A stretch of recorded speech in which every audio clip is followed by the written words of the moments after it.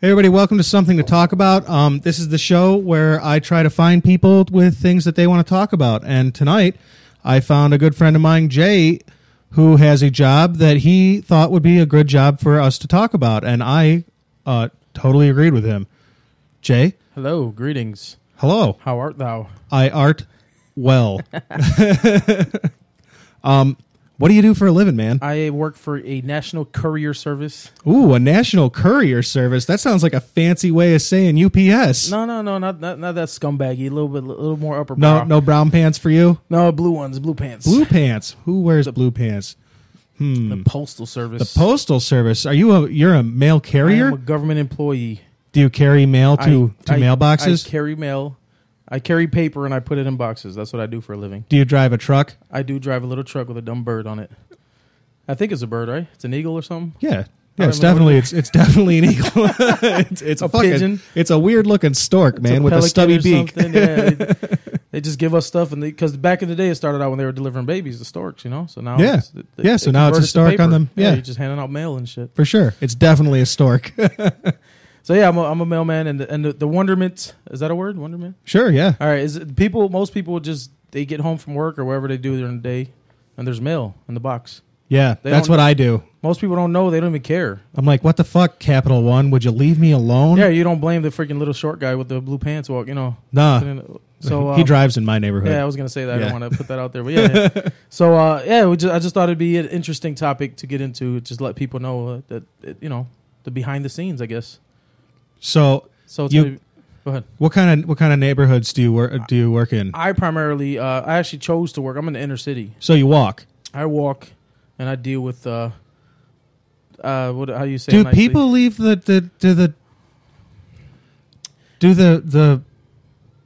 say it? I'm trying to think of the best way to put the rowdy degenerate people leave Okay. the mailman alone? Do The people that I cross the street, if I see them walking on the sidewalk toward me, do they leave you alone? Well, that is a good question. Number one, yes, they do for the most part Yeah. because you bring the checks. Oh. They're Hey, getting, that makes sense. They're getting most of their government assistance. Why wouldn't they rob you? They're though? living. Well, I mean, like, because they understand. Like, understand what? You have all the checks. There's a Chris Rock joke. I think it's Chris Rock. I'm about to rob you. He's saying, "Is it Chris Rock? Damn, it's killing me." I don't know. There's a comedian, a black comedian. It must be Chris Rock. He says that all black people, It's either him or Martin Lawrence. all black people are lawyers. They know what crimes do, how much time they're going to give you. They know before they do the crime. They already have an idea. So you mess with a federal guy, you're going to do some federal time for no reason. They understand this. It sounds racist to say, but I mean, they, statistically speaking, have significantly more experience in the judicial system than And it's people probably like me. It's probably passed on from generation to generation as Yeah. folklore. Well, plus like This the will get people you know, not just like it's not just cross generational. It's also like your neighbors Right. who are your same age, your contemporaries. They also have this same problem. I mean, that really is a big problem facing that community. Well, here's the truth of the matter, and just the truth, all jokes aside. 95, of the people are good people. Even in the city, everybody thinks it's freaking, what is it, Sodom and Gomorrah, everybody. No. Yeah, they do. You're right. 95% of the people are good people. They just, they for the most part, they work. They own their house. Like most of these people, a lot of people are older, and they live in the city because they can't afford to get out. There's a lot of older people, a lot of good people. Oh, yeah. Yeah, a lot of people that, have family values, religion. There's a lot of Christian, quote or no quote, but they live in the, most people are good people from my experience. The thing, And I've been around for a while, so you got the 5% of the knuckleheads, but that's where your street smarts come in. Like, as my job on the streets every day, I keep these people at peace knowing that I'm, you got to play along. So you say, you respect them in their territory. For the most part, they're territorial. It's unfortunate, but they don't have anything in the world. All they have is that porch. that's right. All Yeah, they no, have you're is right. that. So if you walk on somebody's porch and you don't acknowledge them or you don't say hi or you're disrespecting them on the only thing they own in this world. And that's where you have to have you have to have street smarts and know how to handle that situation. So for example, if I go onto a porch with 10 people smoking weed, you don't look at the ground and walk, they take that as, oh, he's a punk or he's a target. Hey, what's going on, everybody? How you doing? What's going on? Does somebody live here? You want the mail? Should I put it in the box? You interact with them. You pretty much cut them off from any bad thoughts they might get. It's just knowing your environment. Yeah. But it's Back to what I was saying though, most people are good. Most people give me water bottles. Some people offer me beer, weed. I mean, obviously I'm working. I'm not going to take that. I couldn't hold your job for more than the first day. But but here's the thing. I'll get back to it. But you're there doing a job. They understand, and if they know that if you're a familiar face, they've seen you around for a while. They know you're not a snitch, quote unquote. Right. Because you're not an informer. Right. You're not. You're just there to do your job, and get in, get out. Everybody has their little jokes, like only checks today, mailman, or only this, or only that. Right. And I've heard it 400 times. So you got just like any comic with a heckler. Yeah. They already have one on the back ready to go. Dude, every job has that. So, yeah. Everybody's got all right, I wash cars. You know how many fucking times I hear you missed a spot? Yeah, exactly. Dude, listen. And what's your go-to? I don't even really have a go-to because it's been so much that I'm just like, what? Who fucking cares if I missed a spot? You see all the other spots I didn't miss? Right. Well, here's the thing about that. I want to get this out to the people. You don't have to comment on shit with the mailman. Just put this out there. You don't have to say, "Oh, stay dry if it's raining," right? Or stay warm if it's cold, right. You don't have to do that. 400 other people have done that, and we look down on you. We're like, you're just. We're in the morning when we're sorting our mail, which I'll get to. We make fun of those people. We're like, "Hey, stay dry, mailman!" Ha ha. We're like laughing. It's like inside jokey because it's like you can't stay dry. You're walking in the fucking rain. Right. You know what I mean? When I delivered pizza, it's the same way. Oh, is it cold enough out there for you? Yeah. No, it's fucking not, man. It's negative fucking 105. And you wouldn't want to cook today, you lazy fuck. Yeah.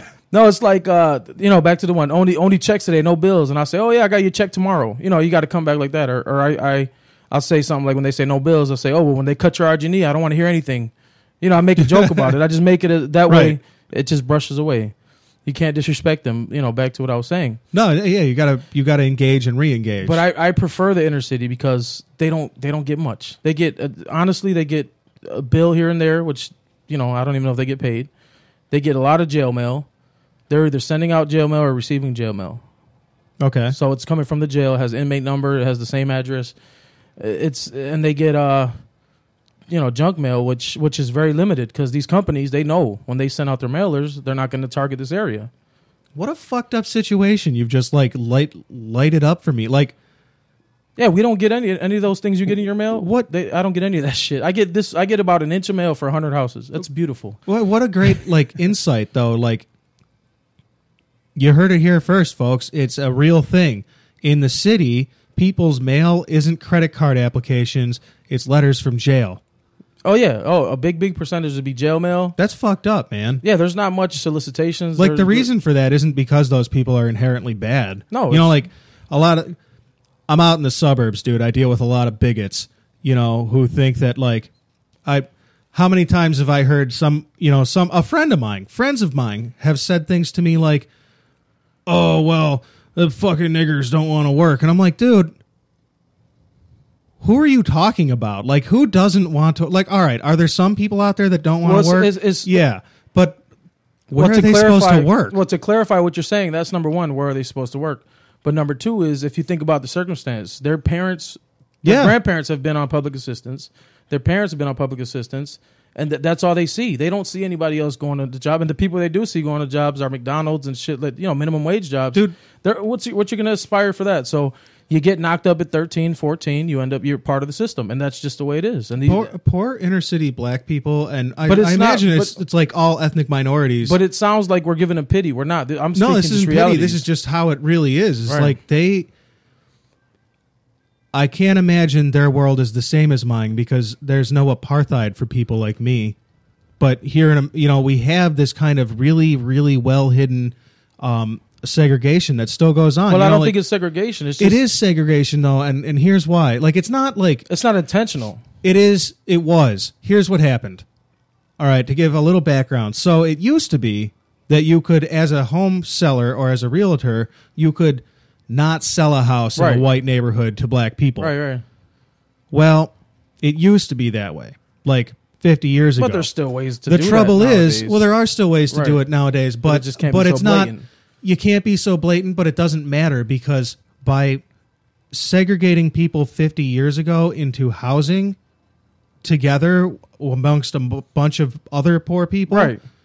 There's no social mobility. you don't build contacts with people Exactly. that are more affluent than you, Right. so that your own affluency raises. So the odds of getting out of that kind of segregation, even when there's nothing legally holding you there anymore. Right. They've created an environment that just, I don't want to say hold you down because that's No, it cliche, does. but It does hold you I down. agree. Yeah, I agree for a certain extent. But the thing is, I'm a product of the city. I was raised in the city. So was my wife. We found a way to become professionals. I mean, Oh, certainly. I'm a mailman, but I do have a college degree. I have some military background.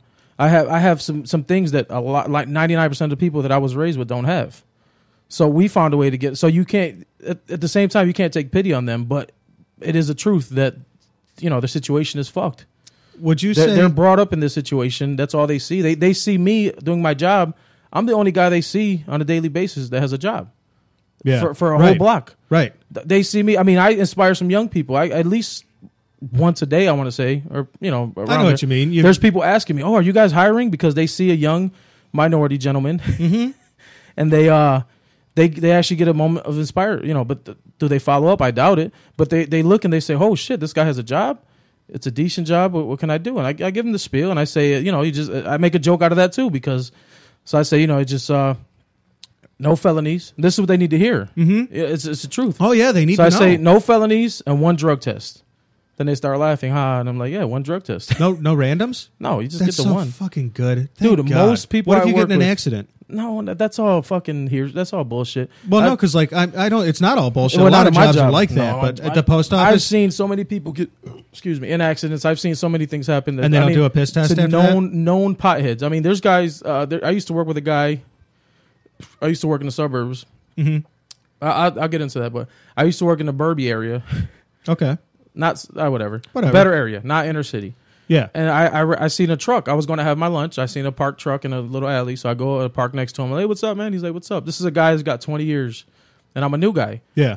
I got my little sandwich. I got my little chips or whatever. And he's like, oh, he's got an apple and a joint. He's in his mail truck smoking a joint. He's like, yeah, he This is my lunch. He's like, this is my lunch every day. I mean, there's a known people, and I'm gonna say 50% of my coworkers will will fail a fucking piss test. Can I tell you how much I think there's absolutely nothing wrong with that, except for the fact that they could be subjected to a piss test? Right. Like that's the only thing wrong with that statement right there is that we waste money on piss testing people for pot. But, I mean, there's an argument to be made about people that are, federal employees or driving trucks around all day, but I don't think it's a necessarily very good argument. Well, and that defense, you're only driving 10 miles a day, and you're going Right. from point to point to point. It's not like you're, On the other hand, though, you are already on the wrong side of the road. So, I mean, you're halfway into the ditch. no, as that it is. becomes second nature. That's actually funny you bring that up because, like, when you first start, you're on the wrong side. If nobody noticed, You're on right-hand drive. but you're still driving on the right hand of the street. We're not, it's Right. not like in Europe or whatever. So, am I right with Europe? Britain, same Europe. shit. Or England, rather. I was trying to sound smart, and I lost it. You hit it, man. That's So, Europe. but you get used to it. You get used to the whole driving on the wrong side, but the problem is when you punch out, and you get in your vehicle, you're hitting curbs. You ever- I leave the parking lot, I'm hitting all the curbs and shit, and it takes about 5 minutes to get oriented again. You ever get in the wrong side of your own car? No. No? Oh, that's too bad. It's the type of job that is it's factory work, Yeah, but you're not in a factory. right. You're just doing the same fucking shit over and over and over and over and over for years. And That's years got to and get years. a little repetitive. It doesn't because you're outside. You get to see things. You see, Yeah. people, especially where I work. There's never a dull moment. I mean, there's never a day where nobody gets in trouble, nobody gets shot, stabbed. I mean, but it never happens during the day. Like, I mean, Right. I've witnessed countless fights. I've witnessed domestic violence, which drives me crazy. But I'll get into that. Have you ever been subpoenaed? No, because I don't think I've had anything that severe. No. But I've seen domestic violence. I've seen child abuse, but you can't get involved. Yeah, Unfortunately, no. because you have to be there every day. Yeah. I'm there every day. So you get involved today, you're going to have the cops and everything. But then tomorrow, what happens? There's no cops. Right. And they know where to find And you're you. still there right on so time. you can't get involved. I mean, I saw a store get robbed, like at gunpoint. And I was across the street. I heard shots. Mm-hmm. So I'm ducking. I see the guy run out of the store. He makes eye contact with me. So I run to the backyard of this house because I'm thinking I'm going to get shot. Yeah, I'm the man. only You just witness. saw, and you know he's got a gun. So I go to the backyard. I hide back there for a minute. You know, you don't know what's back there. There could be a pit bull, but I you know, you take your chances. Hey, better a pit bull than a fucking. Not really. Well, I mean, all right, maybe not better, but I mean, you can kick a dog in the head. You can't kick a bullet in the head. Right. Well, the truth is these guys are bad shots anyway. But anyway, that's not the Whatever. point. It's still a chance you don't want to take. Right. But so that all of a sudden the streets get swarmed, cops are around. You know, they're looking for this guy. Now I saw the guy. Meanwhile, you're crawling out of Black somebody's hoodie. backyard. No, I just kept working. My adrenaline's pumping, but I kept working, and Yeah. I'm just like, and I know he saw me. So now all day I'm waiting for a drive-by car to come by. Yeah, You know, every car I see coming slow, I'm ducking, and it was a really stressful day. I bet it was. But the cops come up, you know, in their uniforms, and they're like, "You see anything?" I'm like, "No." I say it really loud, make sure nobody, you know, everybody hears me. Yeah. I didn't see nothing. And then, you know, they're like, "Oh yeah, we get it." The unmarked. Yeah, hell, what are Yeah, you? but then a beat up Honda shows up with two undercover guys with the badge in their hands. And like, hey, yeah, what's up? I'm like, oh, he went that way. Yeah, they don't understand. fuck around, man. Now, if you like you said, you get a subpoena or you meet me back in the office, I'll talk as much as I could. But then again, they're stupid. You can't be. Have you ever tried to do an anonymous call or something? No. If you call the cops anonymously, they'll show up and say they'll tell the people, hey, what's going on? Nothing. What's going on? Nothing. And then what they're gonna say? Oh, the mailman said. These cops aren't the brightest either. Yeah, no. So it's No. like you can't even call anonymously because it will come back to you.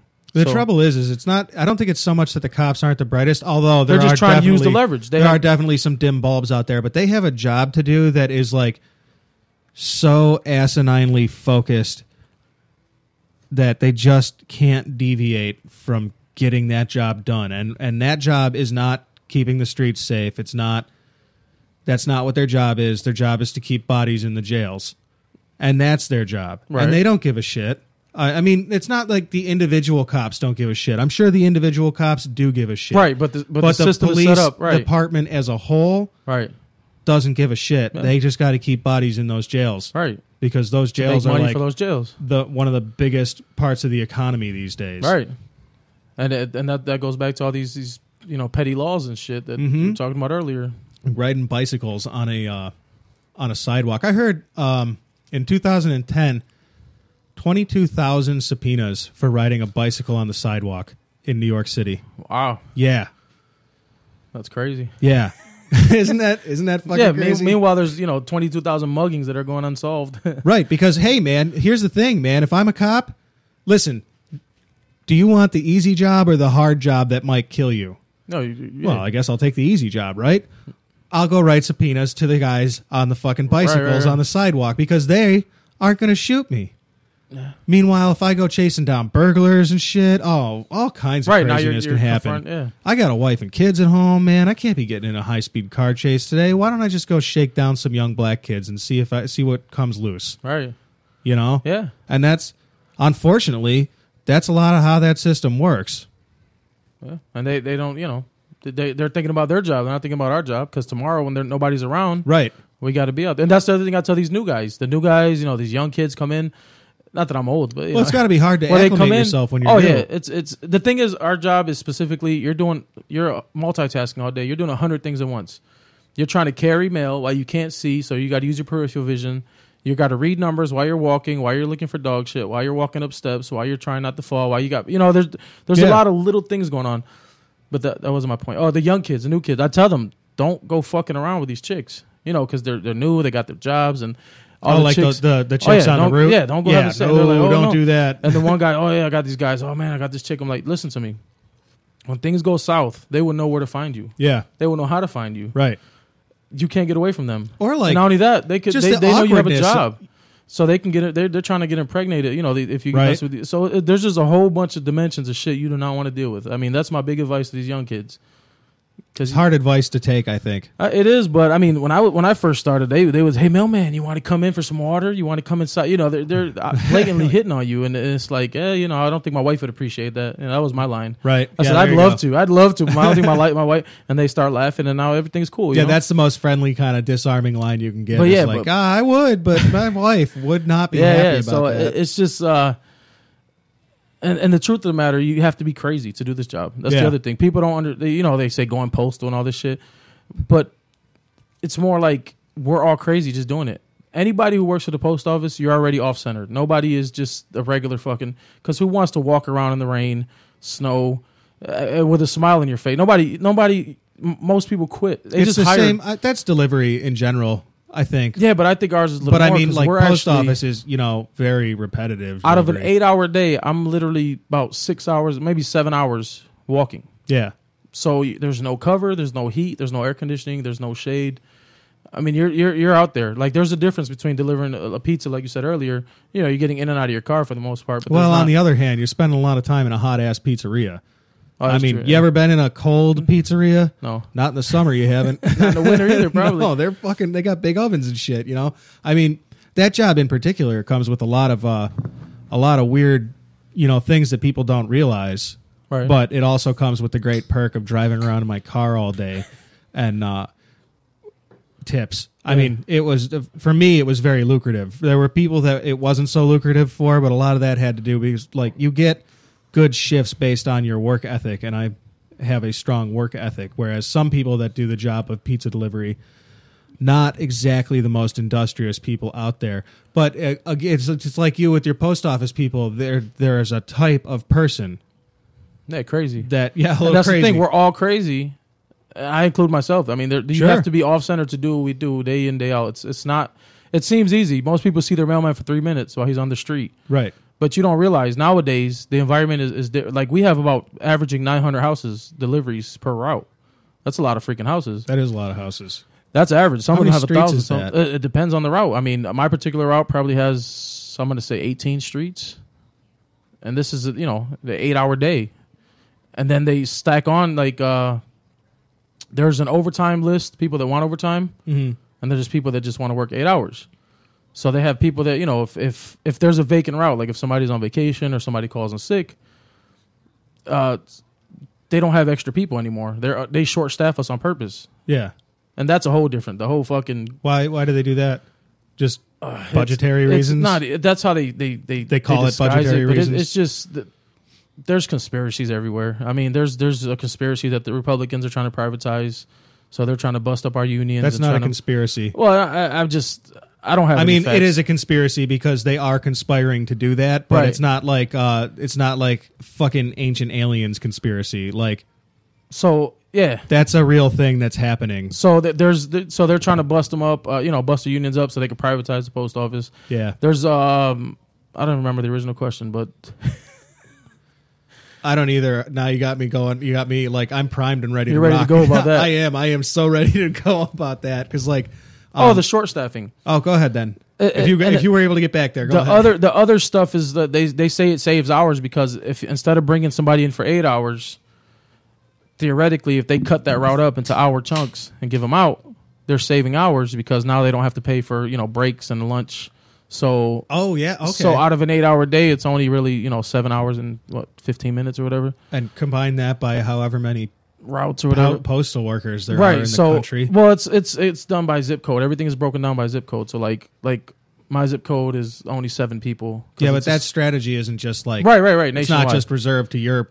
Right. I'm just giving you Yeah. my perspective. Yeah. So that's the argument, but in reality, it usually takes because we still have to set it up. We still have to, to get everything divided up. So it takes more time to sort it out. So just to explain a little more on that, when we get in the morning, we spend a good hour. Every route is different based on your volume and how long your route is. Sure, I bet it's different So- based on the time of year too. Oh yeah, definitely, think. yeah. So you go in, you punch in, and you sort mail. Now 90% of the mail is already sorted for you. It's pre-sorted. So there's like 10% of just mail that just ends up in buckets, and you have to put them in order. So we have these. They're called cases.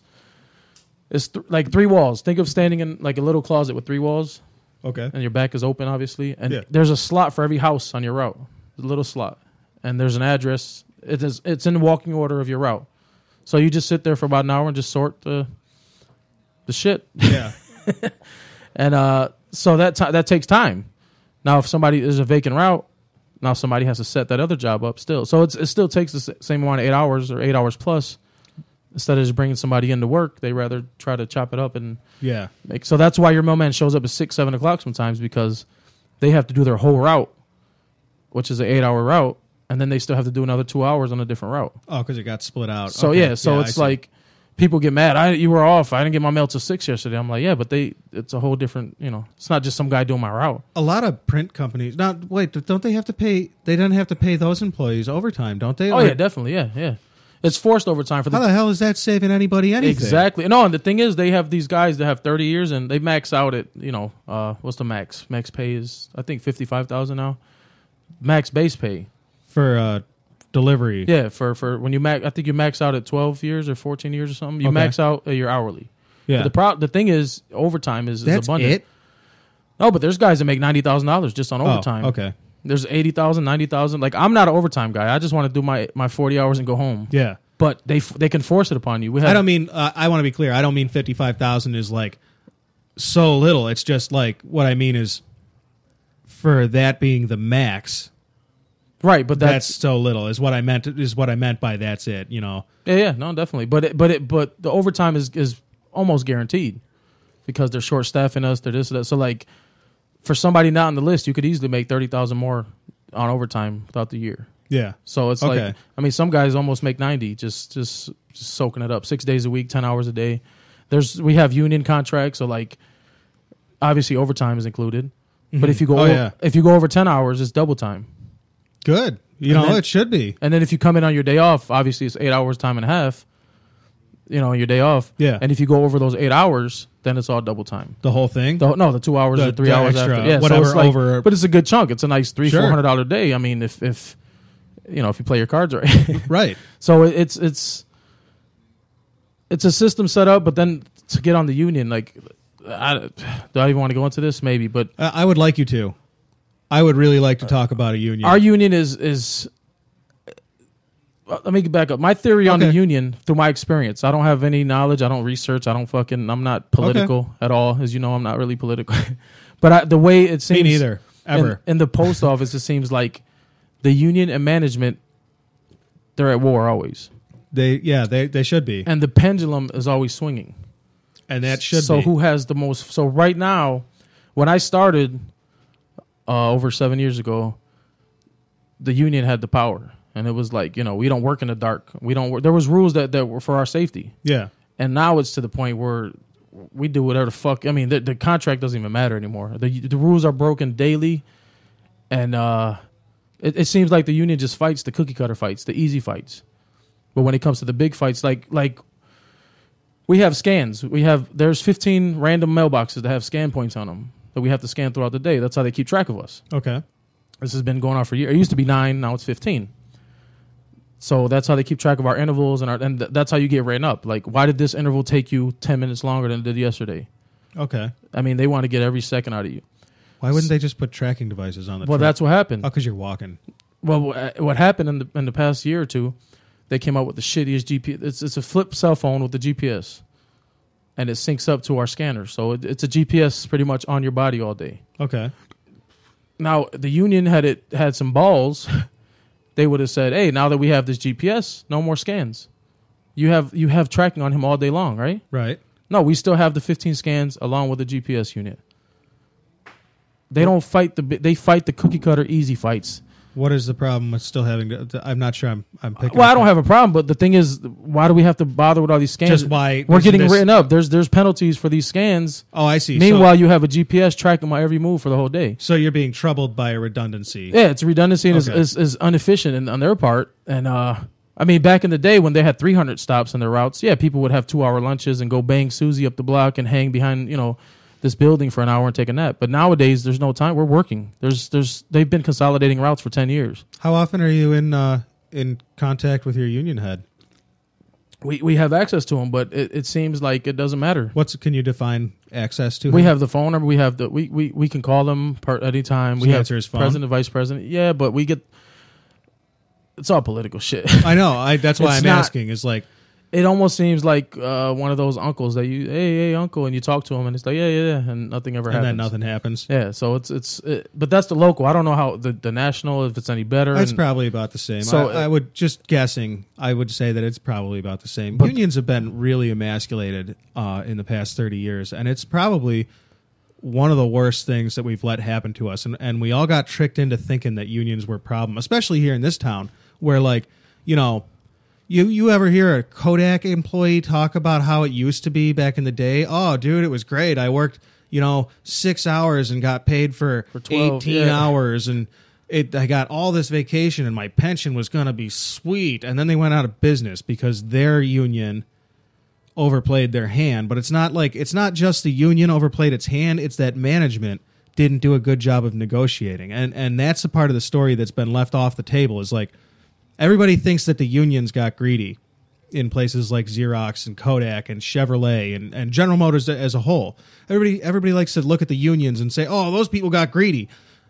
Maybe they did get greedy, but there were managers there who were supposed to be bargaining, right? Who did not do a good job bargaining. Right, that's my gripe too. Like they're both working for the same company. How about we keep this company healthy? And it's not a war. It should be both of us working together to make this company healthy. Well, the driving difference between an employee's union and a manager is an employee union represents employees. What are employees there to do? Their job. They're not there to plan for tomorrow or anything like that.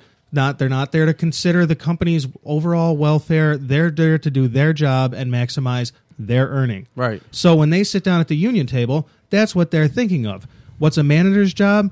Planning for the future. Right.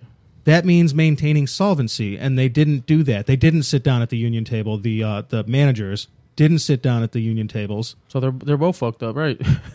The employees were. I mean, that's just an employee's right, they natural. just go and do their job. Right. Your natural inclination is to do your job for as much as you can.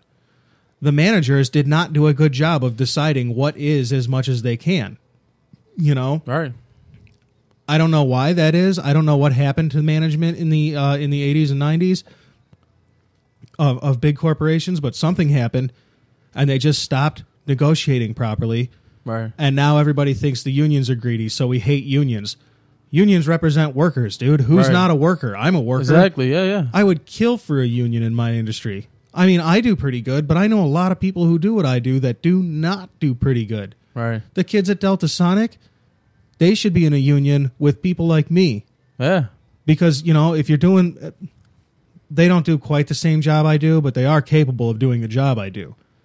Every one of them could do the job I do, and they could make the money I make. Right.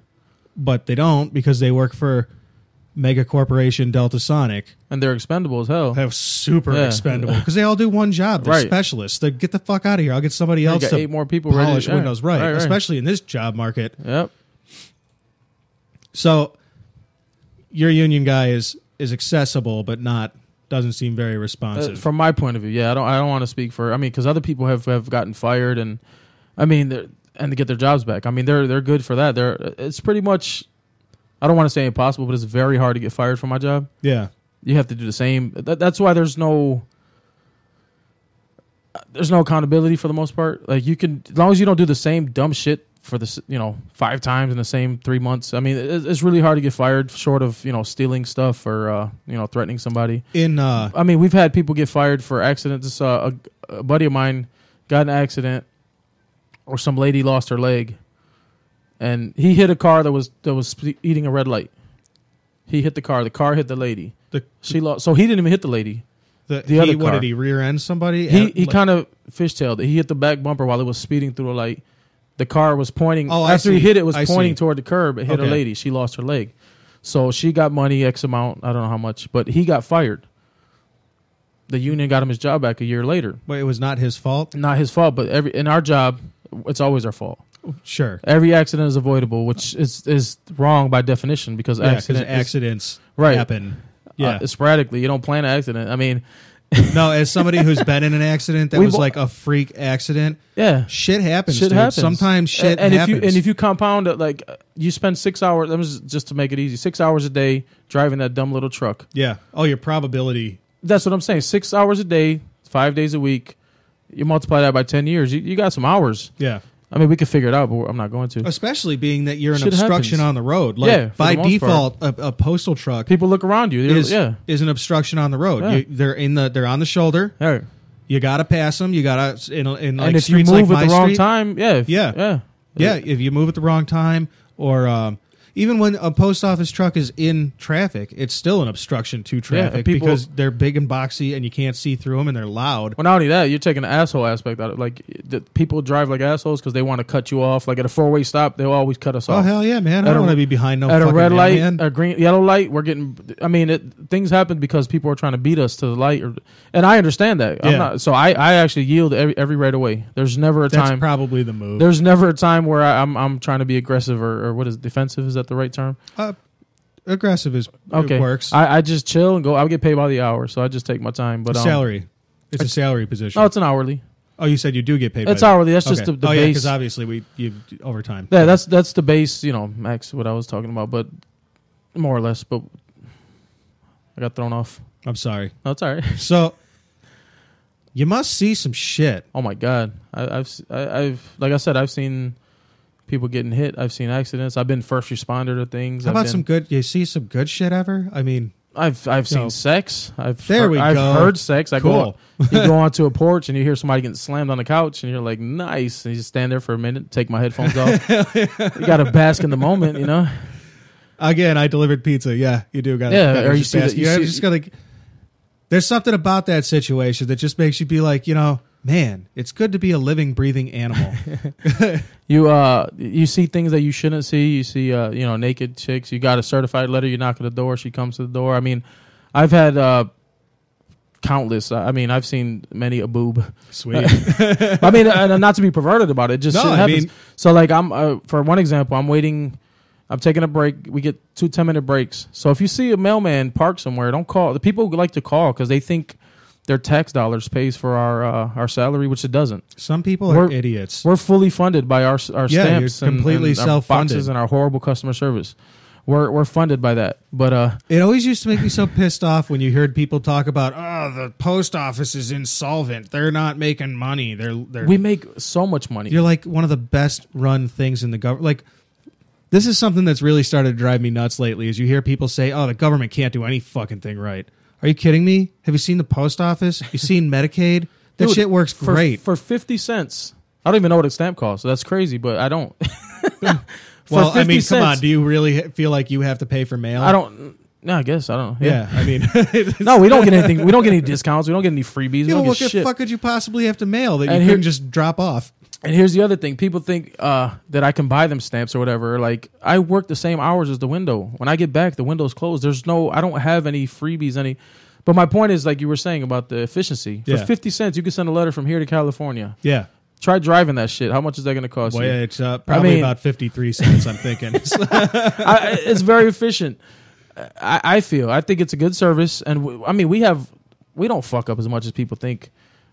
Have you had experience with things getting lost? Or Fuck yeah, man. Just the other day, I got all of my neighbor's mail. Oh, well, that's different. I had to walk all the way next door, dude. But that's bad. That's actually worse than our percentage on packages. Like, our packages are our percentage. I mean, everybody's got a story, but if you think we move millions of pieces a day, I mean, I sound like I'm defending them, but I actually do know somebody who has a real story. Like, my gripe about having to walk all the way next door is like, whatever, no, but dude. that's everybody fucks up sometimes. Yeah, but that shouldn't be acceptable. How hard? You got a number on a paper, match it with the number on the fucking box. I mean, it's not that hard. If you get a good system, there's that. But you have a good system going. I understand things happen, and when you have temps, there's a lot of temps now. Yeah, because that's how they hire now. They hire temp to hire. It didn't used to be that way. So now it's temp. It's a 1-year contract. They start now at $15 an hour, which is, I guess, is decent. But it used to be 20. They used to start them at 20. Yeah. I mean, 15 sounds decent when you consider the minimum wage is $7.25. Right. But 15's not for the work great for hourly wage. So they get these guys for a year and they pound the fuck out of them. They're working 6 days a week, 12 hours a day. I mean, they have no rights pretty much. Dull ass sorting job. Or delivering. I mean, they're these are deliverers. And they're just trying to get it done because they have 12 hours of work they have to do in 10 hours. Yeah. So that might explain why you got your neighbor's mail, because if one person didn't get any mail, now they're putting the wrong mail in the box from there on out because they're just rushing. They don't a professional. I hate that sounds horrible, but like I know. No, it's cool. I know everybody's name on my route. I deliver by name. I don't deliver by number. Yeah. So I'm reading the names. I make sure I got the right names in the right boxes. So sometimes 101 goes to 107. Somebody writes the wrong address. I get the right name. I put it in the right box because that's just how I work. But I think I have, a really good percentage of whatever the hell you want to call it. See, I look at it this way. When a little fuck up like that happens, I'm like, all right, well, I've been in my house for 5 years now, times 365 days. That's like, it's almost 20,000 days. So Yeah, but that's a little fuck up because they fucked it up twice. I'm good. Yeah, I feel like that's a pretty good hitting average. But what if your neighbor was expecting a $10,000 check that they put in your box? Now that fuck up has been Hey compounded. man, when that neighbor is still waiting for his check and looking at my new patio, I don't know nothing. And that's the other thing. People think everybody's stealing their mail. Nobody. I mean, what can you do with somebody else's mail? Honestly, Nothing. Can you cash nothing a that check? you're going to get away with? Can you cash exactly? I mean, I don't understand these people that I've been doing this for. People are not stealing mail. That's like 2,000 days. It's not 20,000 days. By the way, okay. Good job. It's people are paranoid and they think nobody's stealing your fucking mail. Nobody wants your mail. What are you going to do? If with somebody is fucking with your mail, it's because it's an ex or it's somebody that intentionally knows that you got some shit coming. Or it's what? But your random neighbors are not stealing your mail. I don't think your neighbors are, but there definitely are identity thieves out there. And I think a good way to steal somebody's identity quickly is to take a credit card application out of a mailbox from somebody you don't know. Right, but we've established that in my neighborhood, there's not really. Well, in my neighborhood, this is a concern for me. I mean, you're my guest here, but it's I care about that because they're constantly, dude. I get Capital One.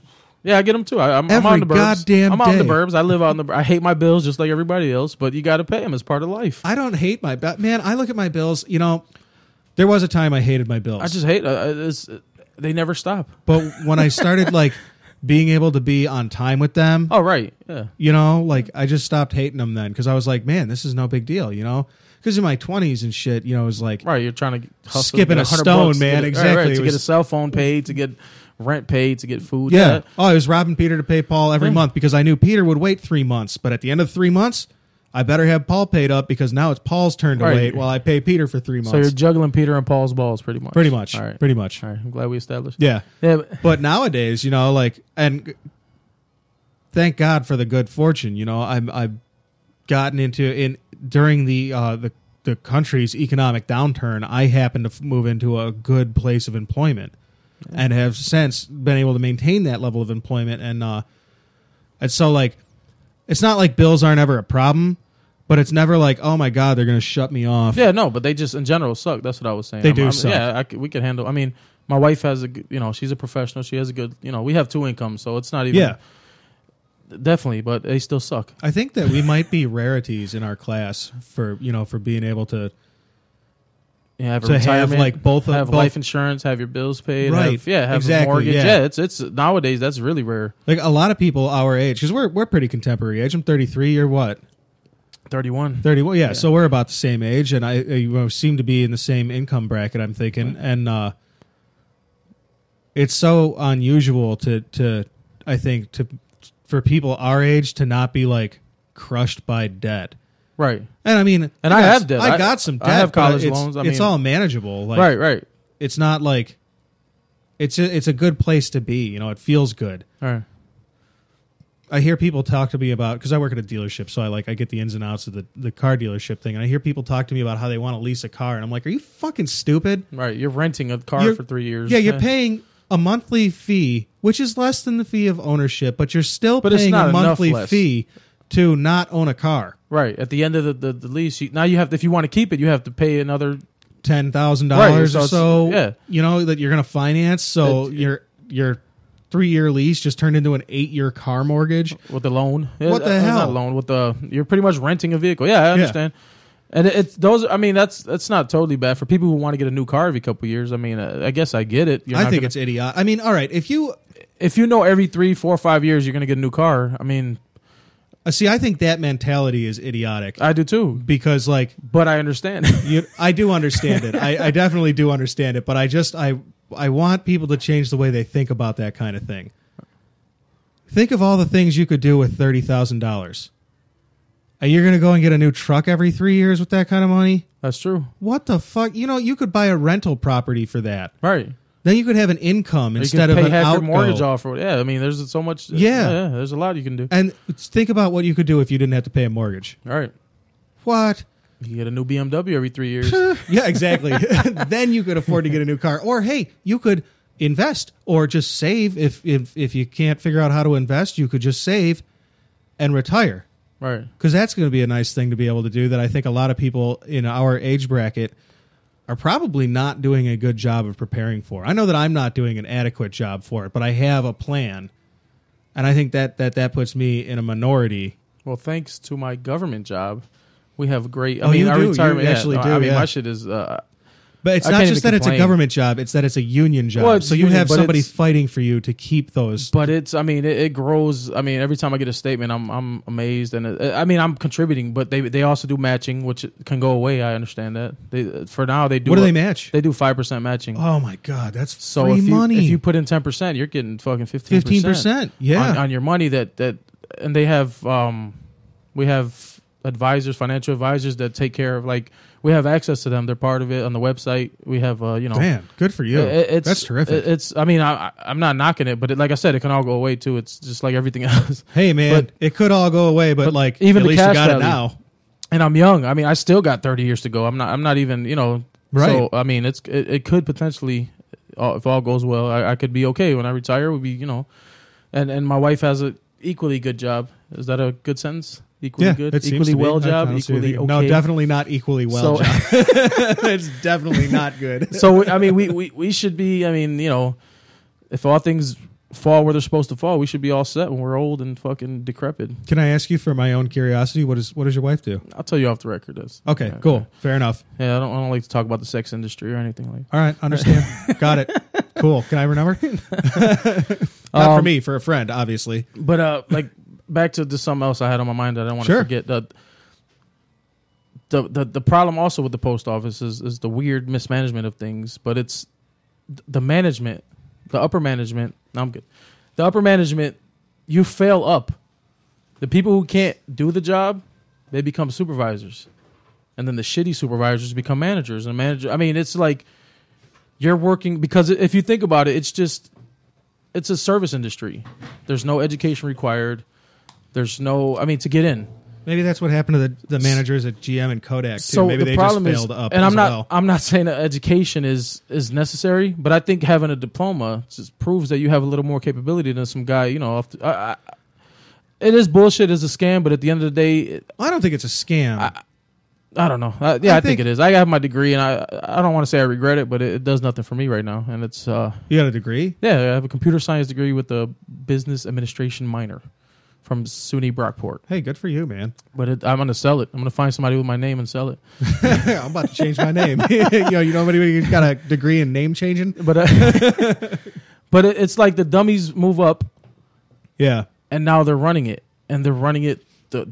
When you're just a worker and you don't desire that, Isn't that some fucked up thing that happens? Like, You don't if you're desire good at that. your job, right? you don't get moved up because they can't afford to move you up because then they'll have some dipshit. But when you suck, they promote you, or for the equivalent Right. of promotion. Hey, this yeah. guy's not very good at delivering mail. Perhaps he could run the mailroom instead. Exactly, and that's what happens. And then that same, he gets power hungry, becomes an asshole. Now the higher ups, they're Well, hell like, yeah, he was already an idiot. That's halfway. they're to like, we asshole. love this guy. He's whipping the slaves. He's keeping everybody in shape. Give him another promotion. Next thing you know, you're working for three idiots and it's frustrating. It's Oh fuck! And then the next step from there is then your union can outmaneuver your bosses, and so your union overreaches and your business goes out of fucking business. yeah, but that's the thing. If Or your bosses are idiots. I'm sorry to interrupt. Yeah, yeah. Or your bosses are idiots, but they're aggressive idiots, and they crush the union, and now your job sucks.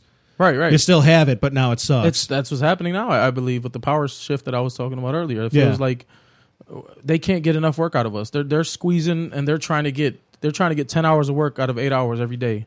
And if you don't do it, you're getting written up. I mean, it's to the point where it's ridiculous. But us, I don't want to say old timers, but people who have been doing it for a while, we know it's all bullshit. We know our rights. We know what to do. But these new guys, man, these guys, they're crushed. They don't know. They're running. I mean, they're having bad knees, bad backs, and they're running their routes, and they're hurting themselves. And we tell them once you get hurt, they're throwing you away. Yeah, man. You're expendable. You're disposable. You need for to take care of yourself.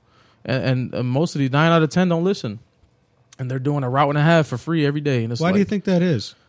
I mean, you're young and you're new, and you want to make it in. How young is young? We got 20s, 22, mid 20s, maybe 25. I mean, Yeah. not dumb young, but that's What? You're getting the shittiest routes too. When Yeah. you're new, you're getting the worst of the worst. So it's like you don't know where you're going. You don't know where the mailboxes are. You don't know what to expect. You don't know where the dogs are. We'll get into dogs. I forgot about that. I love dogs, man. But then, I used to love dogs till I got this job. No, I mean, like, all right, we'll get there. These new guys, they don't know what they're doing, so they're just rushing through their day. They're not taking breaks. They're not taking lunches.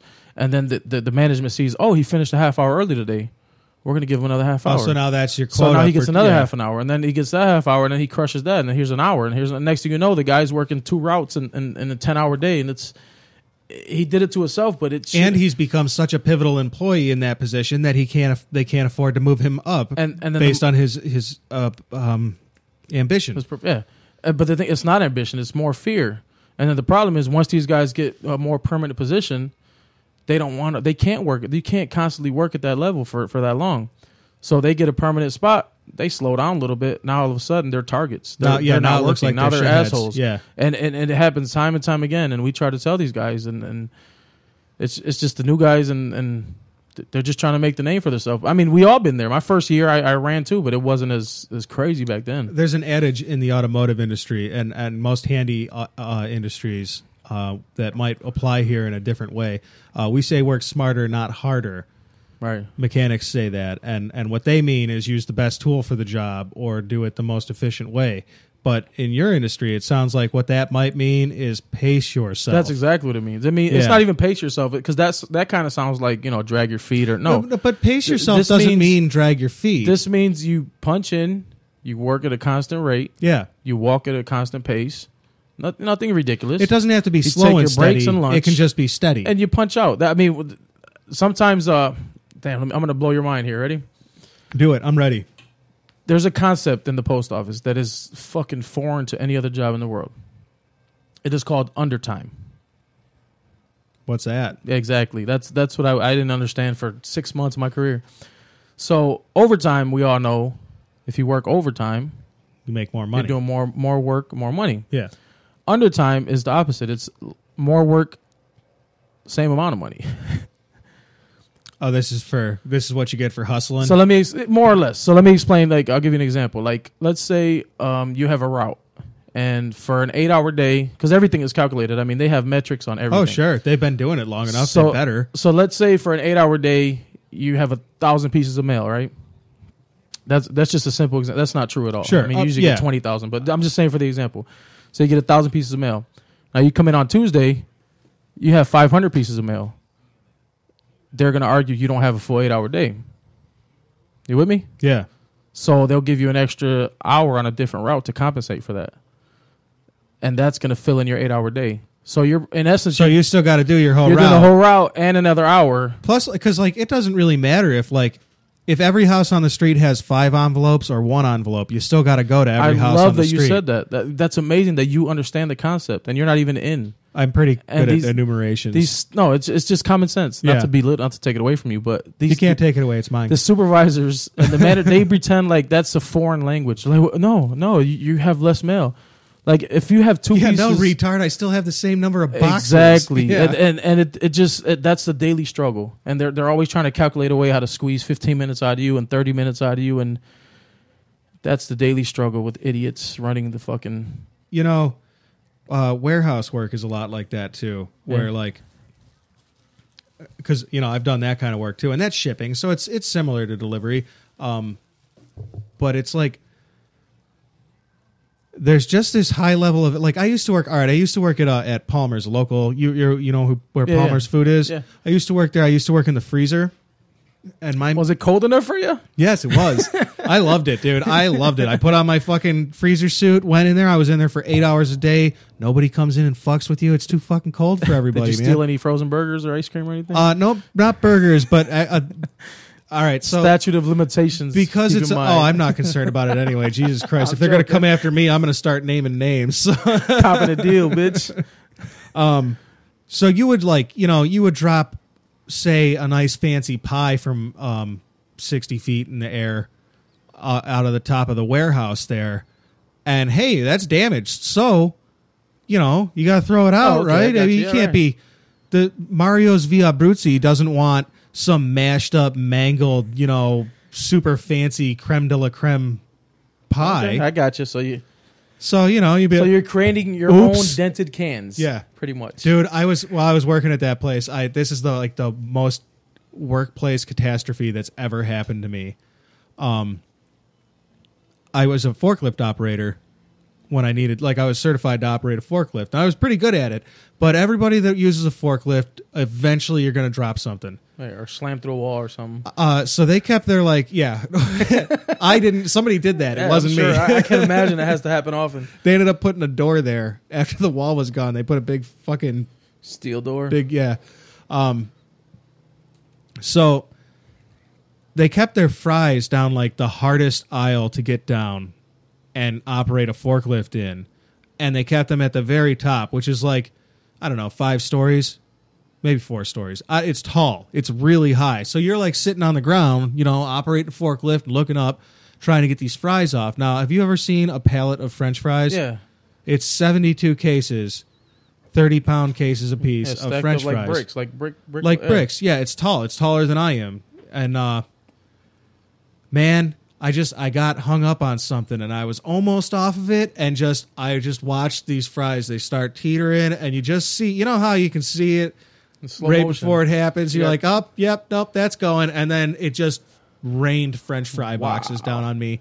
72 30-pound cases of crinkle-cut French fries. That sounds yummy. What a fucking mess to clean. You don't even realize how slippery frozen French fries are on a concrete frozen floor until you have to clean up that. So what happens with that? They just write it off, or they were cool actually. Yeah, they just write it off. They have insurance against that kind of thing. Wow. So I went in and I told my boss. I was like, and my boss was a fat asshole. That's actually how we got onto this subject. Was we were talking about bosses that are inept but get promoted on up. Right. You fail up. That was my boss at this place. He just sat on his ass and got fat and told you to work harder. And it's yo, man, you're sweating, breathing. And I'm sure he had a year's supply of French fries after that. No, man, you don't want nothing up. Now, my line of work, that sounds dangerous. That could have fell on you. That could have done, that's... Oh, dude, I fell from that height once. I fell halfway down that freezer. Wow. Dude, it was so stupid. I had just, my girlfriend and I, my first girlfriend, my high school girlfriend and I had just split up, and I was I liked the freezer. I was real accustomed to being in there, and I knew the places to go and sit and take a break, and I just went and sat and took a break, and there was this place you had to climb up. It was in the very back corner of the freezer, all the way up. You climbed up some pallets, and you were up there. It's 4 stories up, but in a warehouse rack. And I sat up there for a couple of minutes and collected my head and got cool again. I was upset, our song had come on in the office or some shit like that. Just some dopey high school bullshit happened. And, I got myself under control, and I fucking stood up on the pallet, and the pallet went right out from under me. And it went right out into the aisle and straight down to the floor. Holy and I went straight down. You were just surfing off the air with the pallet. Yeah, it just banana peel slipped out from under me, and it went down and out into the aisle, straight to the floor. And I went straight down the rack, which meant that I went down one level, hit a pallet. The level under that was empty, so me and that pallet continued to fall. I reached my arm out. It was super duper slow motion, and I caught the rail. And I swung out into the open aisle and then reached up real quick and grabbed with the other arm and swung back in. Turned into Spider-Man all of a sudden? Yeah, man. It was ridiculous. I mean, it was... Did you cost Lino and Barnes? No, man. No. Oh, that's another thing. Oh, go ahead. No, I'm sorry. The people on my route. I hung there for a second and calmed down. I just, holy shit, I almost just died. The fall would have killed me. Yeah. I would have been dead. If I hadn't caught myself, I would have died. Climb back down really fucking carefully. Went into my fat asshole boss and was like, Jeff, I just fell out of the freezer. You just said his fat name. I'm going out. I don't care. I know. Whatever. What's he going to do? Roll me down? I just felt the obesity coming when you said the name. I think he died. Actually, I don't think I have to be worried about it. He was a nice guy, but he was an asshole to work for, and I'm pretty sure he died of something related to his gargantuan weight problem. Jeff, I fell out of the freezer. I'm going to go have a cigarette, and then I'm going to come back in and fill out the paperwork I need to. That was the end of that story. All Fucking, right. Scared the shit out of me. But like I was saying, you said something about the people on my route, which I hate to say the people because it sounds derogatory, but I mean that's what they are. How is that derogatory? Because what I'm going to say following, they all have outstanding settlements. Like with they get mail from Sleeno and Barnes and all these all the commercials. That's why they do so many freaking commercials. The 888s and all that shit. Like, because they're predatory for the most part. I mean these people all have settlements from going to Walmart and slipping and suing. Like they want, these big corporations, they just want to settle out of court. They don't. They don't. So everybody's waiting on a settlement check. 5,000, 10,000. It kills me. Waiting on settlement checks sucks. By the way, that's a very stressful situation. But they're doing nothing else. They're just sitting around. They have nothing but time. So eventually, one day the check shows up, and it's Red Lobster night. Yeah. There's something wrong with the people that are like the prime examples of predatory slip and fallers. There's something wrong with those people, but I just can't bring myself to feel bad about Walmart getting sued. Oh yeah, I understand that part. Like every time I hear about somebody getting something off of Walmart, I'm like, But it feels like I wouldn't do that. I've fallen plenty times. I wouldn't do that either. But why don't I do it? What's different about our thought process than their thought process? Well, I think the fact that we were both able to land secure jobs, because of whatever our situations happen to be, probably comes into some play. But there's pre-existing conditions that lead to a lot of situations like where you have predatory people. I don't think that people are generally born that way. Let's talk. Yeah, like we said earlier, they learn it somewhere in life. They're in that loop of their choices lead them to have to express that part of human nature. I think has something to do with it. And certainly there are fucking psychopaths out there who are just out there to get theirs. And they can't all be CEOs. Right. So some of them have to be the people in the ghettos who are just waiting on their settlement checks. And it's everybody. There's no jobs. What are they supposed to do? Yeah. But here's the one thing, people. I'm surprised we haven't talked about this yet. Is the dogs. Oh, dogs. Mailman and dog relationship. I've had some experience here too with the pizza thing. Do you have any insight on what I don't understand. Every dog hates the mailman. The nicest dog goes apeshit when they see. I mean, I could count. I've had at least 10 routes in my over 7 years. Yeah. I can count maybe 2-3 dogs that they don't want to kill me, and I think I narrowed it down to that don't want to kill you. Yeah, 2 or 3 that don't. Right. Every other dog. I mean, they could be the sweetest dog, and they want to destroy you. And I've been bitten twice. I've had more than, and this isn't exaggerating, more than 50 altercations. Oh, I believe it. And I have a little. I don't know. I guess the military training helps me. Yeah. How do you react when a dog charges? Recently, a couple months ago, full size pit bull, and there's a lot of pit bulls, a lot of Rottweilers, as I don't need to explain, and they're not. It's not like people say pit bulls are shitty animals. No, a dog is only as good as his owner. That's a fact. That's a fact. Yeah, and I've known some pit bulls that were outright sweethearts. Yeah, but I mean, there's best behaved dogs in the world. It doesn't. But when matter they get older and they what start kind of losing dog their it is. senses, but that's any dog. Dogs get older and they sometimes they get dementia, and that's what I think stems from the bad name of the pit bull, and then they become known for dog fighting and shit. Anyway, my story a couple months ago. Full grown, I'm going to say 150-pound pit bull. Every day he goes crazy. He's behind the gate. He wants to get me. He got his chance. Somebody left the door open, the screen door. He busted right through. I'm wearing my little mail bag or whatever. That's another thing. Let me talk about this first. Yeah. There's no real defense. They give us a mail bag that we're supposed to shove in their face. It's denim, so it's hard from the bite. That's your dog defense. And there's a dog spray they give us. Okay. It's like a mace, more or less. Now, the truth of it is that's just for liability purposes. They give us those things won't work. No. And I'm going to explain to you why it doesn't work in this situation. But those are two things that they work to an extent. If you have a dog and the owner's behind them, the bag will give you a couple seconds for the owner to grab the dog. But if you have irresponsible dog owners, they don't give a fuck. They're in the house listening to music or doing whatever. Or whatever they're doing. Yeah. Whatever they're doing. The bag, it's just like, and then the dog spray. In the military, you have a weapon, right? Yeah. You train to use that weapon. You train to it. You train to its muscle memory. So that way, when the shit hits the fan, you know how to pull it out, use it. With this dog spray, they gave me this shit 8 years ago. It's just sitting on my belt. Yeah. When the shit hits the fan, there's no training.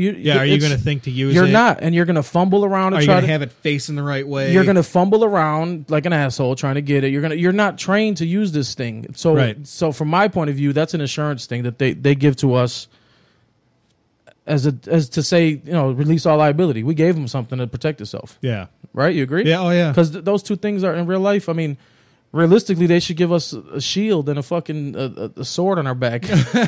I mean, that's a weapon. That's something you could defend yourself from a killer animal that wants to take your life. I think to play devil's advocate here, and I mean, I'm obviously being. You might not love this, it. but I mean, 2 times in how many years working at the post office? No, 2 times bit. Yeah, but potential bites because of me, not because of them. Yeah, but because I know what to do. But you know what to do. There's many people that get bit and they're losing their legs, they're losing thighs. I mean, there's chunks of arms, necks. I mean, I don't want to sound callous, and I'm sure, I'm sure there's nothing I can do to not sound callous, but it seems like that might just come with the territory, and it's like that going in, and that's true because I worked in Greece. I actually took a route because it's a whole bidding process. You can bid on routes. Mm-hmm. I bid a couple years over to Greece, thinking I'm out of the city, I'm free, and I was there for 6 months, and I hated it. I hated that they get so much mail. I mean, it's ridiculous. You're carrying stacks and stacks of mail. You have people talking down to you because you have professionals. You got lawyers, doctors, right. So they see you as you're just some boy, and I'm young, and so I think it heightens it, and it wasn't an overall positive experience. I mean, it was way too much work. It was just dealing with too many. Like, I have more respect in the city from people who don't respect anybody. Right. Than people are supposed to be, productive members of society. People who have never worked in the service industry don't have any proper appreciation for people who work in the service industry. Right. And, that sucks. I mean, but I'm glad I experienced snooty people, and it's like there's no need to be snooty. You're not better than me just because I'm wearing blue shorts and carrying a blue purse. Right, because my balls are stank. Yeah, because I sweat all day. Whatever. I got a job. You got a job. There's no difference between us. Right, and it actually, like I said before, there's 95% of the people in the city are decent. Right, and from what I found, it's worse than the burbs. Yeah, and, so I went back to the ghetto. I got a route with no mail. And not no mail, but less volume of mail. None of those credit card applications that curse my mailbox. So back to the dog, which I've been teasing for whatever reason. Yeah. The dog busts through the screen. I got my bag. I shove it in his face as I'm walking down the stairs. He grabs it. He rips it off of me. So now I'm just standing there. I'm squaring up with the dog. Yeah. I'm ready to. So now that's where my military training, which I give credit to, and I'm not trying to sound like some fucking superhero. Dude, it's a real thing. They teach you that, everybody has fear. Yeah. But what you do with the fear is what differentiates you. You could be scared, try to run, you get bit. You fall down. I mean, I start fighting the dog. I mean, he tried to bite my foot. I lifted, I punched him, I hit him. We're fighting in the front of the yard. Meanwhile, I'm screaming, "Come get your fucking dog!" Oh shit! And the mail's everywhere. It's all over the yard. Yeah. And the last one, he went for my face, and I actually ducked him, and I punched him, I uppercutted him right in his neck. Yeah. Good. And that's what you got to do, man. He did not dare. I mean, he wanted to get me, but he wouldn't attack me after that. Yeah. So I just stood there staring at him. Oh, there's that motherfucker with them club hands. And all of a sudden, the freaking guy, the teenager comes out. Because the parents were cool. They were awesome with the dog.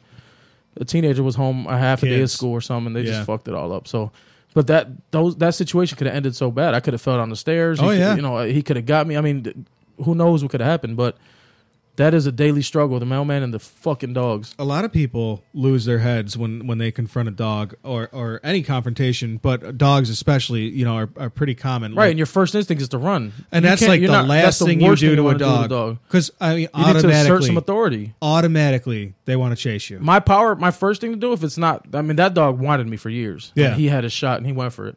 But my first thing, if I just see a stray dog, if you see a collar on his neck, I just start screaming because I know he has an owner. Yeah. So I say, go home. I scream as if I'm the owner. Use your authority voice. And that they look at you all confused and they're like, and they try to charge you and I'm like, stop, go home, get in the house. And they're like, they don't know what the fuck to do and they'll just walk away. Yeah, so it's funny because that's like the same exact, that gut short words, with a harsh, that it's just like, nobody ever taught that to me, but that's the same way I deal with a dog. Right. That I don't know, is barking words, But it's the uniform. simple words. It's totally different because I think here's my psychology. My dog psychology. You think which it's a uniform? is unfounded. I don't even think it's a uniform, but I think every day they see a fucking character wearing some blue shit, and they don't ever get to smell him or meet him, right, and Yeah. they just see him every day, and he comes onto your territory, and the dog is like, "Get away from me! Get away from me! Get away!" You know, they're barking at you to leave their Yeah. territory, and then you leave, and they think they've done a job well done. They don't know, Huh. you know. They just think they protected the house. So every day, this whether it's me You or know, that somebody might else, be right. and then somebody actually recently brought up an interesting point to me. I don't know how far-fetched this is, but we're carrying hundreds of pieces of mail.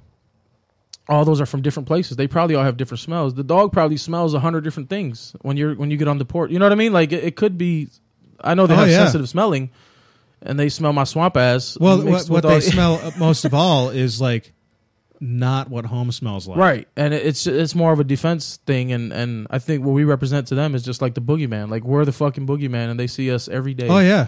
and they don't 'Cause know they see what is their- going on. You know, do you have a? Are you a dog person? I You got have a dog. Yeah. I used to be a dog. As a child, I had 2 dogs that I loved to death. yeah. Then fast forward 20 years, I go buy my daughter a dog. I got her a dog, Mm-hmm. and I found out I'm not a dog person anymore. No. But it's her dog. I take care. We don't have any problems. I don't beat them or anything. Right. But it's more of a, that's the dog, and it's my daughter's dog, and we feed him, we keep him alive, and he has a good life. All That right. sounds really bad. No, that's cool. But man. we take care of him and everything. But it's more like you'll never. It's rare if you see me cuddling or petting him, or it's Yeah. just like you Well, go, it's not you your go that dog. way, I go this way. And Right. we're cool, yeah. All right.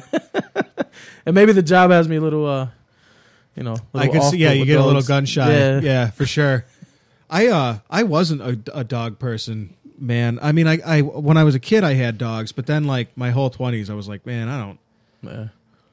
You can't be single with a dog. You're so tied to that dog. You can't like leave Yeah. him in your apartment all by himself. Especially with, like you said, when you're scraping to pay for everything else. Well, that too. Like, Right. yeah, and I got to pay for dog food. Fuck that. He can eat what I'm eating. I was a cat person, and then I got a dog that's like cat sized. Okay, because you don't want to hear my take on cats. Then No, go ahead, man. What's your take on cats? I feel like You they're like cats? I don't like cats. I feel like they're rats that were domesticated and they just got lucky. They did. They're definitely They're nature's fucking- little luck shot. That fucker will eat you. If you died, he's eating your face until they find your body. Yeah, but when Cats have no loyalty. They're just fucking there they think they're supermodels walking around your house. I don't see, I can't say no loyalty hate because like cats. my cat. All right, so there was this chick that used to come around. She was one of my friend's friends, and she had this boyfriend who was like just an absolute tool shed. Man, I did not like this dude, and he did not like cats. And my cat was the kind of cat that would greet you at the door and jump on your shoulder if she knew you, only if she knows you, and only if you're wearing a hoodie. Yeah, you got to be part of the club, exclusive Right. VIP. She just Fuck jumped right that. from the floor onto your shoulder, onto my shoulder, and I'm 6'1", Yeah. So this dude walks into my house. We're having a party and shit, and this is his first time here, but I've met him a couple of times. I just don't like this dude. As soon as he's in the house, the cat jumps on his shoulder, and he's like, just got this grossed out Valley Girl look on his face, like, whatever. I just think I loved it. I loved my cat. I don't want to make any enemies, but for the simple fact, I'm not a pet person, and I don't disrespect them. I'm not going to kill cats or dogs, but it's just I don't think you you have go to, that like, way, I go this way. There I don't you think go. you have to put a disclaimer on that statement. Like, I I don't just want to feel make like- any enemies, but I don't I just really feel care like- for pets. Well, I had one of my wife's friends on Facebook recently. You know, they did stupid quizzes, yeah, just fucking dumb quizzes. I took an IQ So there test was, I last took night. one recently too. Yeah. I got a 130. What'd you get? I got a There 132. we go. We're both. Like, See, I'm not also, as dumb like as a I 130 appear. also. Yeah. But anyway, it's bullshit. Yeah, but it's anyway, definitely I was just bullshit. bored one day and somebody said something about cats. I scored blah blah blah on a cat, so I took the cat quiz knowing that I should get a 0. A cat quiz. It's like, how much do you love? Sweet. Whatever. I'm expecting to get a 0. I got a 10%. Oh man, your inner empathy kicked in. So I posted on Facebook and I'm like, this is wrong because it should be 0. I got hate mail from everybody. Like, people were like, you're an asshole. I thought I have less respect for you. I'm like, I don't like cats. I'm sorry. You know what? Negative interaction's better than no interaction, right? I guess. Did you have anything else that you wanted to kick in there? No, we're good, man. All right. I just want people to the mailman. It's a person. Yeah, folks. Oh, and tips. Respect your service We workers. we take you Christmas do take tips. That's, but I want to talk about that. I don't in my area. But when I was in Greece, that year, I did well, man. I did really. I mean, you get easily upwards of $500 to $1,000. Yeah, and there's some people out in Fairport and fucking that these guys get $2,000, $3,000, $4,000 in Christmas tips. those people in Fairport are the worst at tipping their pizza delivery. No, person. these. I mean, there's legends out there. There's people that know for a fact they're gonna get $2,000, and I mean they get free Christmas every year. Good for them. I mean, could you imagine having to pay your kids or whatever, get their gifts and play Santa Claus for free every year? No. That's got to be awesome. Yeah, sounds awesome. I don't have that. But yeah, this year I got lucky. I think I got $50 total. That's cool. Between 900 houses, and here's the thing too. We have there's people that have a fixed route, Yeah, and then we have it's called the utility. The utility, his job is he knows 5 routes. He does 5 routes in a row. And they're all scheduled to have the days off in a row. So he pretty much. Oh, all right, I see. I think I didn't explain that right. So, but out of 5 everybody's routes, got to have a day off. So he works Route 1 Yeah. has Monday off this week. Oh, I could talk about that too. But Route 1 has Monday. Route 2 has Wednesday. Route 3, and his job is to just follow the days off. right. Then he gets his day off, and then he starts back at 1, 2. So there's a guy. So like, the rule is if you get $100, 1/6 of that is his. I mean, he's doing your job Because he does your job 1/6 1/6 of the time. Sure. So I mean, I got $50. I gave him 20. I think he did better than I did personally. But because if everybody gave him $20, he made out better than I did. yeah. But it's for me personally, I'm not one of those guys. Like some people are like, oh man, I get no tips. Fuck them, and because they will give you work. Like if you get boxes a lot or packages or Amazon or whatever, Yeah. and you don't tip the mailman, he's not going to go out of his way to protect your boxes. That makes sense. Like I do it every day. So- I'm putting in the back doors. I take that sounded wrong, but did. I try to hide the boxes as well as I could. I'll leave you a note in the box. Hey, I put it behind your garbage can in the backyard. I put it right on the mail. We Yeah. have one box behind your car in the backyard because things disappear quickly in my area. Yeah. But yeah, that's a good point. So if you know you're one of those needy individuals, not needy, but Right. you use the service a lot, your mailman will be a lot more. When is the helping. appropriate time to provide that I tip? don't know, the month of Like December. for the most Thanksgiving? part. No, it's Christmas time ish. You wait until after Thanksgiving? Who, me? No, No, not you. I mean, like, No, is it's that usually- what you recognize? it's usually December, like mid-December, like Christmas time. Because I never know when it's the right time to tip. Because, like, living in the city, it never would have occurred to me. But, It's usually Christmas time ish. Like everybody, you get a card, Merry Christmas, and it's $5. The going rate is reasonable. Because the thing is, some people bitch about $5. Oh, he gave me $5. Like, I don't care. I'm going to give you the best service I can. yeah. And if you give me a tip, I mean, some people gave me dollar store mugs, and I appreciate it. I take it. I got another mug to have coffee. Yeah, right? But some people get mad at this fucking business, and they didn't give me anything. Or I've got to the point where I'll give people, if they give me something, I'll give them a scratch off and say thank you. I'll give them a thank you note. But that's just me. That's nothing that Right. I try to do the best job I can do, and that's rare. That's good. Not, it's rare because we don't get to interact enough with people that also do the best job that they can. Because I feel like I try to do that myself in my professional life, and I look around and like how much time do you spend in contact with your coworkers in an 8-hour day? An hour or less. Not a bunch, no, right? No. It's more independent. I get to like see my coworkers, and you can see the difference in work ethics between people, and hopefully you can tell how good you're doing based on what it looks like everybody else is doing. Oh yeah, no, But I mean, in your line of work, you probably don't get to see that a whole bunch. Yeah, you do because we all, like I said, we all do each other's routes, and when somebody's off, when this and that. And there's things. I mean, I don't want to get into, but there's a lot of indicators. People that, like everybody on my route, I go out of my way for them. Yeah, and people they laugh at me, but I do. If you're at the end of my route and you're expecting something, a check or something, you tell me. I'll bring it to you first thing in the morning. I do think I take care of my people. And then you go to other routes and they're like, "Oh, my mailman's an asshole," blah blah blah. And I'm like, "Oh yeah, sorry." Yeah, they tell me, "It's I wish you were my mailman." Like, yeah, I don't control that. So yeah, sorry. But it's a good job overall. I mean, it's a great career, if especially for no education and no. I mean, they're hiring now. They're starting at 15. You get in, you make regular, and you got they can't fire you. I mean, it's not a bad gig if you're looking. I mean, I'm not here to advertise. No, do that. I mean, listen, and man, then have you seen the job market? I mean, I started at almost $21 an hour. Yeah, and you get your raises, you get your cost of living, you get all this extra. So it's a good career, man. It's not bad. It sounds all But right. you got to deal with a lot of shit.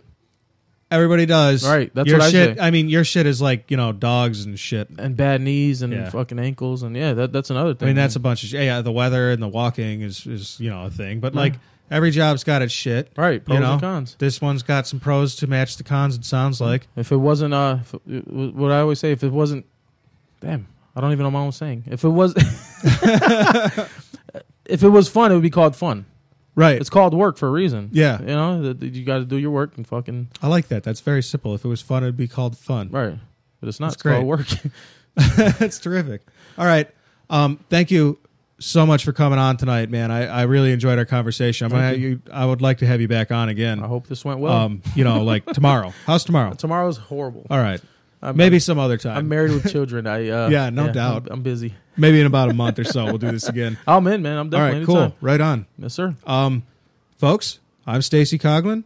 These are my opinions. I hope I've given you something to talk about.